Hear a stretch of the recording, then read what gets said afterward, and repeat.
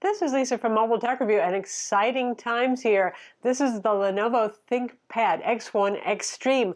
If you like the X1 Carbon and the X1 Yoga, well, this one doesn't yoga, but it does support a pen. Surprise there. But you wanted it in a bigger size, 15 inches. Well, here it is. And not just that, but, Lenovo really needed a competitor to fight the Dell XPS 15. And, well, they did it here because this is not Ultrabook. This doesn't have Ultrabook CPUs. This is full 6-core Coffee Lake 8th generation CPUs inside and NVIDIA GTX 1050 Ti Max-Q graphics, just like the Dell XPS 15 9570 that it competes with. So pretty exciting stuff. But what you get here is quite a lot of ports. You get the usual Lenovo mil-spec durable build with carbon fiber and aluminum and roll cage chassis and all that sort of thing. And a display up to 4K resolution with full Adobe RGB. Full. We're going to look at it now. And now, thanks to our sponsor for this video, Legrand. They make the world's coolest I've ever seen USB-C dock, like it goes Lego. In other words, all these three parts here are dock parts. You have the main dock part that connects to the laptop. You have one that adds on USB-A and Ethernet and pass through USB-C. And this is a 20,000 milliamp battery pack, too, for charging the laptops. So you get the idea. You clip them together. It's pretty darn cool and very clever, and it makes it easier to carry around and very versatile. Back to our review. What's also pretty impressive about this is it's even lighter than the XPS 15, which was one of the lighter 15-inch powerhouse mobile workstation sort of laptops on the market. So this one might be slim and it might be durable, but it still weighs only 3.76 pounds for a starting weight, which is 1.7 kilograms. If you go with the 4K display, it goes up to 1.8 kilograms, or around 4 pounds even. Still, incredibly light. Pretty impressive stuff there. So what you want to know about, of course, is how are the thermals? And we're going to get into that in detail. But first, let me tell you about some of the options here. Again, these are 45-watt Coffee Lake 8th generation CPUs. So you're talking your 6-core CPU that you would find in a mobile workstation or a gaming laptop. Speaking of that, there's also the Lenovo ThinkPad P1 that we have in-house. And yes, they are so close, it's very confusing. And you can see them together. The chassis are almost identical. The big difference there is NVIDIA Quadro graphics, which are more like workstation sort of graphics that businesses use versus GTX GeForce style graphics. We'll have reviews, and if you really need a comparison, I can do that too. So now you know versus the P1 where we stand here. You've got the usual ThinkPad backlit roomy, good travel keyboard with multi-stage backlighting on it. You have your choice of a full HD or a 4K IPS display with very wide color gamut. Ours actually measured 99% of Adobe RGB. That's very unusual. A lot of manufacturers claim they have almost full Adobe coverage. Usually it measures about 90% when we check, so this one is particularly good. It's a very nice display. Also on this, you have 2 RAM slots. Now, Lenovo's confusing people, and I reached out to them to ask them what this confusion is. You have 2 RAM slots. 16 gig RAM modules are the biggest you can get. So that means a maximum of 32 gigs with those 2 slots. So that's what you can do. We'll find out about that 64 gig. I have a feeling they mean it's future compatible in case somebody ever makes a 32 gig module. You have not 1, but you have 2 M.2 SSD slots in this laptop. No hard drive bay whatsoever, which isn't unusual for something this slim and light. And it supports NVMe SSDs, and typically they're shipping with very fast Samsung latest generation NVMe SSDs. You can see the specs on screen there. The usual webcam, and it's not a chin cam, happy day. So for those displays, let's talk about that for a little bit. We have the 4K display. It's an excellent display in terms of color gamut. One thing I don't like is the fact that it is very glossy. It has, they call it edge-to-edge glass. It's really a glass overlay. If you look at it closely, you'll notice that there are little bezels around the edges. They're not huge, but they're there. But the glass extends beyond the bezel to the edges. So for those of you who are wondering about that, that's what the deal is on it. In terms of the rest of the display specs for the 4K display, they claim up to 400 nits of brightness, I believe. We didn't measure quite that, but it certainly did above average in terms of brightness. You can see the metrics on the screen there. Everything was pretty good, except for the white point was kind of high, but the overall color accuracy of the display is very good, which means it can calibrate up well. So if you're buying this to do serious photo and video editing, professional image production, this would be a very good display. I wish we had the full HD in-house. We don't, so I can't tell you what that one looks like. Ports on this are actually pretty good for something this slim and, well, this light. You have 2 USB-A ports. That's pretty normal. You have two, not just one, but you have two USB-C Gen 2/Thunderbolt 3 ports, which means you can use docking stations and connect external monitors, all the good sorts of stuff. And you've also got full-size HDMI on board, a full-size SD card slot. Ethernet comes via an optional little proprietary adapter, or you could use a USB-C or USB-A Ethernet adapter as well. And of course, you have a headphone jack on board too. So pretty decent port selection. Like I said, this is your usual ThinkPad quality keyboard. The smile-shaped keys, a little bit concave, so your fingers stay centered on. Very comfortable, good travel on this. I do like it better than the XPS 15 keyboard for the travel and the tactile feel on it. It's your usual ThinkPad keyboard with all the goodness that that means. Trackpad's also quite good on this. Again, typical ThinkPad stuff where you've got also the nav point pointer embedded in the keyboard. For those of you who like that, there are dedicated buttons for the nav point, but not for the trackpad. The trackpad is a buttonless style trackpad. It works fine. I have no complaints about it. It's good stuff. Speakers on this, it's typical Lenovo, which means with the ThinkPad, somehow they seem to have better speakers often than the consumer line IdeaPad laptops. Go figure.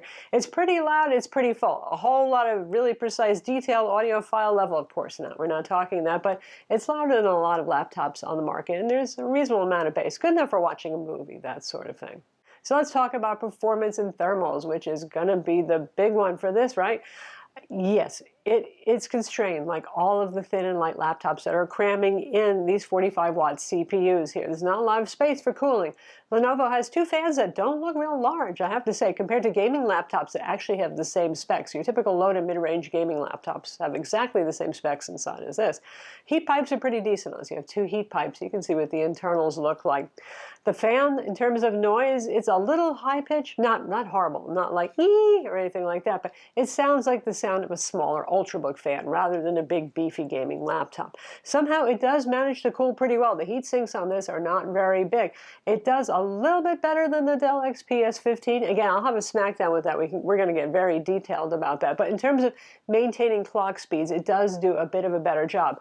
Like just about every 6-core Intel 8th generation Coffee Lake laptop on the market, the core temps will get high. If you're gaming or if you're pushing it hard in benchmarks and you're engaging both the CPU and that GTX 1050 Ti Max-Q that's inside, you'll see the cores hitting the upper 90s centigrade, where 100 degrees centigrade is the allowable max. So there are no miracles here. I don't believe anybody has a miracle. The closest we've seen to one is the Razer Blade 15 with its vapor chamber cooling. So here's a surprise, not unlike what Dell did with the XPS 15, where mom's the word, they don't even mention the fact that the XPS 15 supports a pen, which also means with Dell, since they change displays sometimes, that they might change panels and it might go away, who knows. Anyway, with this ThinkPad X1 Extreme, it supports their ThinkPad pen, which is Wacom AES pen. So any Wacom AES pen is going to work. Wacom Bamboo Ink pen, for example, or the Lenovo ThinkPad Pro pen. 4,096 levels of pressure sensitivity, which is nice. The usual very, very little bit of parallax. Really, you can't perceive it at all. Palm rejection, not the greatest, really, but it's usable enough, certainly. So that's kind of unusual to see in a big 15-inch machine like this that goes flat on the table but doesn't do the 360 thing. So for those of you who are looking for occasional pen use, handy for signing documents, certainly, and for note-taking, because you can flatten it out on the table, even for art, it has its uses. That's kind of a nice swing. So how about battery life? Well, Lenovo makes some insane claims. I'm sorry, 15-hour claimed battery life. I don't know how you could even achieve that. We do have the 4K display, so that's going to use more power than the 1080p. You know the story, 1 to 2 hour difference in run times when you go to that higher resolution display. But it has an 80 watt-hour battery in it, which is a decent capacity, but it's not as big as the Dell XPS 15's larger option, 97 watt-hour. It's about the same as the Razer Blade 15 battery capacity, in fact.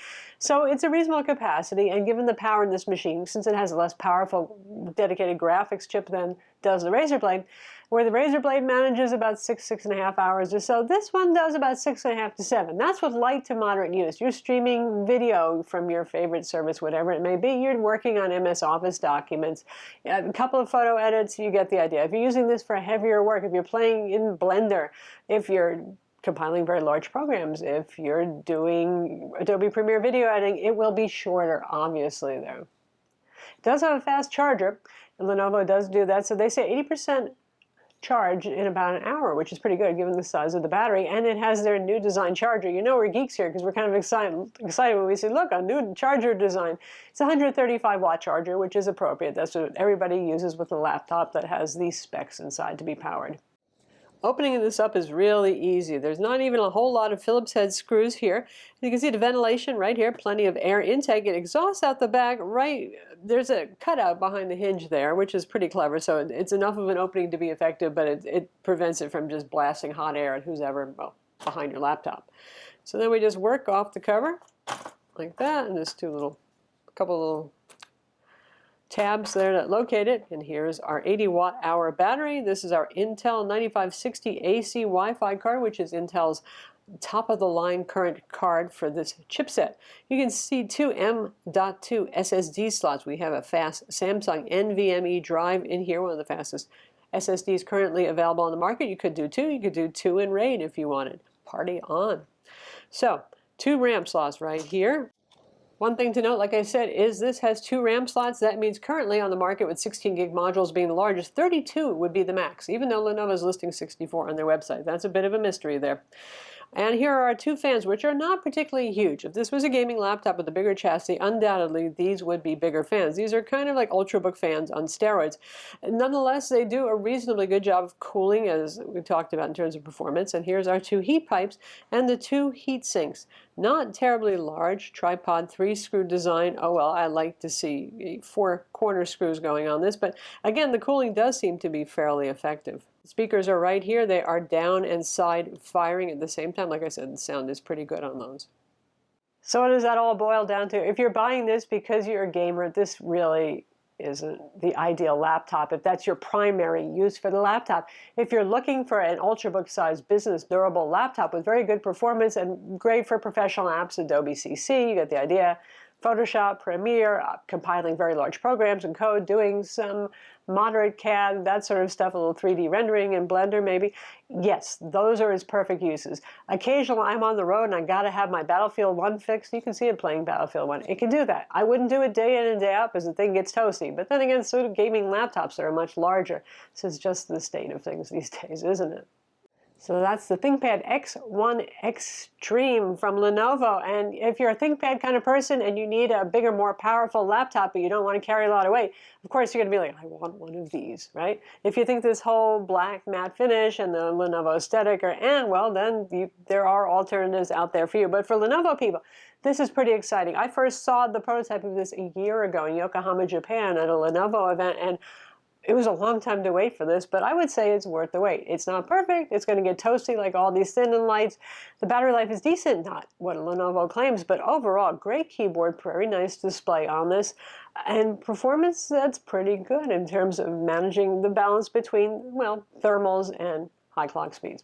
I'm Lisa from Mobile Tech Review. Be sure to subscribe to our YouTube channel for more cool tech videos, and thumbs up if you like this vid.